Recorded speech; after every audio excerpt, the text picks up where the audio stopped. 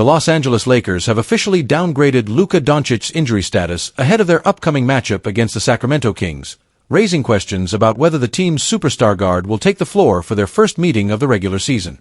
Doncic, a five-time All-NBA first-team selection and the newest face of the Lakers franchise, has been listed as questionable with a left finger sprain sustained during Friday's win over the Minnesota Timberwolves. Leave your like and subscribe to the channel so you don't miss any updates. Through just 2 games, Doncic has been nothing short of spectacular. The 26-year-old Slovenian guard is averaging an astounding 46 points per game, leading Los Angeles to a 1-1 start while quickly emerging as the centerpiece of J.J. Redick's revamped Lakers offense. His combination of size, skill, and court vision has instantly transformed the team's identity, giving fans a glimpse of what life after former star Anthony Davis could look like for the purple and gold. According to NBA insider Mark Stein of the Stein Line, Doncic suffered the finger injury midway through the second quarter of Friday's dominant 128-110 victory over Minnesota. Despite grimacing in pain at one point, he stayed in the game and delivered one of the most commanding performances of his Lakers tenure so far, dropping 49 points, pulling down 11 rebounds, and dishing out 8 assists in 38 minutes. His ability to control the tempo, punish defenders off the dribble, and create opportunities for his teammates has already drawn early MVP buzz across the league. Austin Reaves continued to prove he's a reliable secondary playmaker, putting up 25 points, 11 assists, and 7 rebounds in a well-rounded performance that perfectly complemented Doncic's brilliance. Rui Hachimura had one of his best nights as a Laker, scoring 23 points on 10 of 13 shooting, showing a mix of confidence and efficiency that the coaching staff has been hoping to see from him this season. DeAndre Ayton, still adjusting to his new role in Los Angeles, contributed 15 points and 8 rebounds, providing solid production in the paint. Defensively, Marcus Smart finally delivered the kind of intensity that made him a Defensive Player of the Year in Boston. He recorded 2 steals, dove for loose balls, and applied relentless pressure on Minnesota's backcourt throughout the night. Smart also finished with a team-high plus 24 rating, underscoring his impact beyond the box score. His presence has brought a noticeable edge to the Lakers' defense, something the team sorely lacked last season. But the injury report in Los Angeles remains a source of frustration for head coach J.J. Redick, who's been dealing with a wave of early-season setbacks. Center Jackson Hayes, who sat out the win over Minnesota with knee soreness, has been upgraded to questionable for Sunday's game. LeBron James, now 40 years old and entering his 22nd NBA season, continues to recover from a sciatic nerve issue on his right side and will remain out of the lineup. Big man Maxi Kleber is also unavailable, sidelined with an abdominal strain, while rookie forward Adou Thiero continues to recover from knee surgery.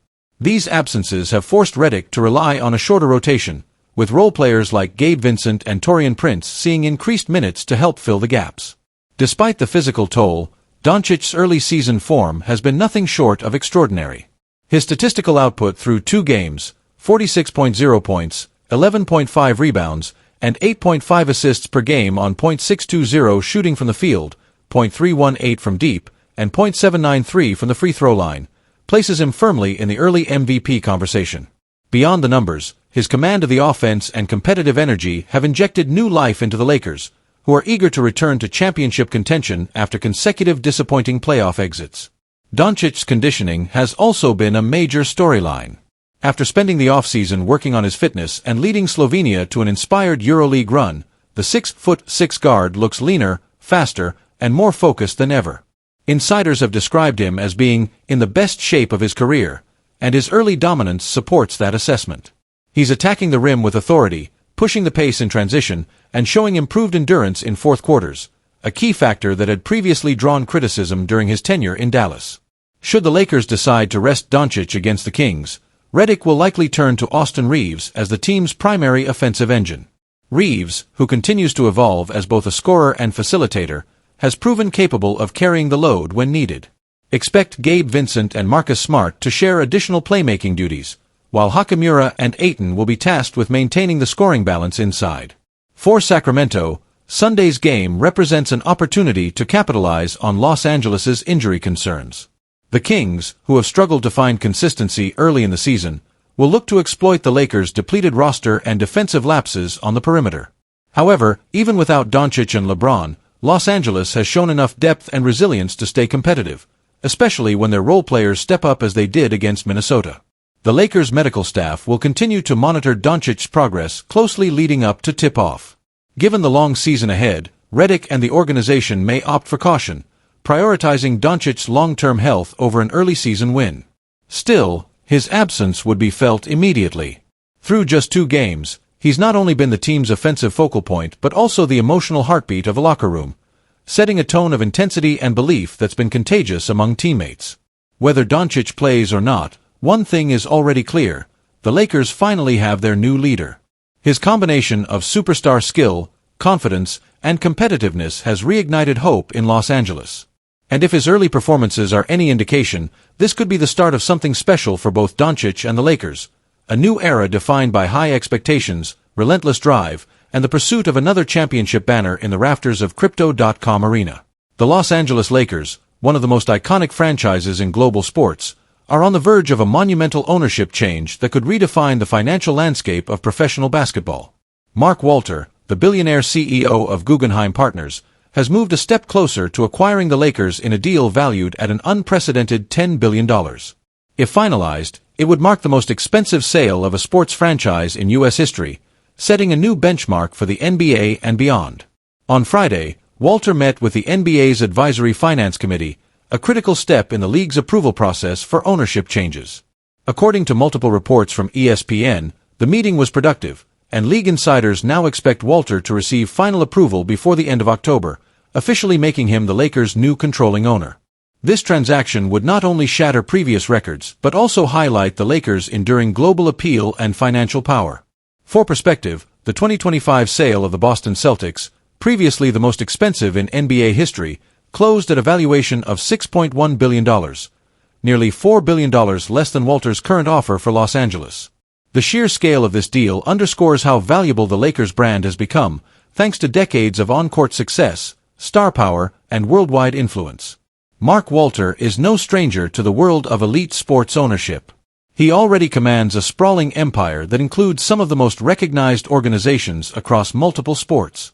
In addition to the Lakers' bid, Walter is the principal owner of the Los Angeles Dodgers, one of Major League Baseball's most successful franchises. He also owns the Los Angeles Sparks of the WNBA, the Billie Jean King Cup, the Cadillac Formula One team, and the Professional Women's Hockey League. His international sports reach extends to England as a part owner of Chelsea FC, one of the Premier League's most prestigious clubs. Walter has been part of the Lakers organization since 2021 as a minority stakeholder, giving him insight into the team's operations, culture, and global business model. Those close to the situation say his existing relationship with the Lakers made him the ideal candidate to take on majority ownership when the opportunity arose. Despite the change, the Buss family, synonymous with Lakers basketball for over 4 decades, will remain part of the franchise's future. According to ESPN, the family will retain more than 15% ownership, ensuring that Jeanie Buss continues in her role as team governor and representative at the league level. The Buss family first acquired the Lakers in 1979, when Jeanie's father, the late Dr. Jerry Buss, purchased the team for $67.5 million, a deal that helped usher in the Showtime era of Magic Johnson and Kareem Abdul-Jabbar. That legacy remains central to the Lakers' identity, and Jeanie Buss emphasized that heritage in a statement released when news of the sale first broke earlier this year. From the day our father purchased the Lakers, our mission has been clear: to deliver to Los Angeles the championship-caliber basketball it deserves, played with passion and style, Buss said. Over the years, I've had the privilege of getting to know Mark, and I've been impressed by how much he shares those same values. For the past 4 years, Mark has been an incredible partner, and we're thrilled to continue the Lakers' extraordinary legacy with him leading the way. Walter's potential takeover comes at a pivotal time for the franchise. The Lakers are in a period of transition, striving to build around LeBron James, now 40 years old, and Luka Doncic, who joined the team amid high expectations and has quickly become its offensive centerpiece. Despite strong individual performances, the Lakers struggled last season, bowing out in the first round of the playoffs to the Minnesota Timberwolves. The early exit only intensified discussions about the team's direction, management, and future competitiveness in a crowded Western Conference under the leadership of head coach J.J. Redick. For the NBA, this deal symbolizes more than just a change in ownership. It's a reflection of the league's skyrocketing economic value. Over the past decade, franchise valuations have soared due to lucrative media rights deals, global marketing expansion, and the NBA's ability to cultivate star-driven narratives that resonate across continents. The Lakers, long viewed as the league's crown jewel, now embody the full financial and cultural power of modern sports entertainment. League insiders say the NBA's Board of Governors is unlikely to oppose Walters' acquisition, given his proven track record of responsible ownership and investment in professional sports. Commissioner Adam Silver has reportedly expressed support for the move, viewing it as a stabilizing and growth-oriented decision for one of the league's flagship teams. The news has also generated a wave of reaction across Los Angeles. Fans, while nostalgic about the Buss family's historic tenure, largely see Walters' involvement as a sign of ambition and renewed competitiveness. Many believe his leadership could bring expanded resources, enhanced analytics infrastructure, and a renewed commitment to player development, all essential elements in returning the Lakers to championship contention. Financial analysts have pointed out that this $10 billion valuation could have ripple effects throughout professional sports. It may prompt other franchise owners to re-evaluate their team's worth and influence future sales in the NBA, NFL, MLB, and NHL. If approved, the Lakers would become not only the most valuable basketball team ever sold, but also one of the most valuable sports franchises on the planet, rivaling European soccer powerhouses like Real Madrid and Manchester United. As the deal nears completion, one thing is clear. This marks the end of an era and the beginning of another in Los Angeles sports. The Buss family's influence will remain, but Mark Walters' arrival represents a bold, modern chapter for a team that has defined basketball excellence for generations. With a $10 billion price tag and a legacy that spans decades, the Los Angeles Lakers are once again making history. Not just on the court, but in the global sports marketplace. The Los Angeles Lakers entered this season with renewed optimism and a major front-court addition. After losing their previous anchor in the paint, the team turned to former number 1 overall pick DeAndre Ayton in hopes that he could solidify the center position next to Luka Doncic. The move was seen as a calculated gamble, one that might finally give Los Angeles the kind of versatile big man it needed to balance its new offensive identity.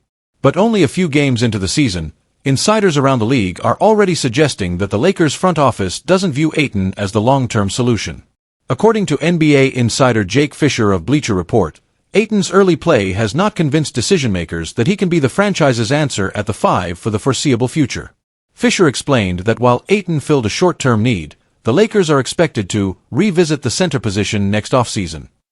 Despite his solid rebounding and occasional flashes of scoring efficiency, Ayton hasn't yet shown the consistency or the chemistry with Doncic that would make him a cornerstone piece moving forward. DeAndre Ayton is not, by any stretch, the pick-and-roll partner for Luka Doncic for the next decade, Fisher reported. If he continues performing at a merely average level, that's going to be a situation the Lakers will need to address again next offseason. And there are already big men and agents around the league watching that situation closely. This sentiment highlights a growing concern within the organization, that the Lakers, despite their star power, may still be lacking the ideal interior presence to truly compete with the elite teams of the Western Conference.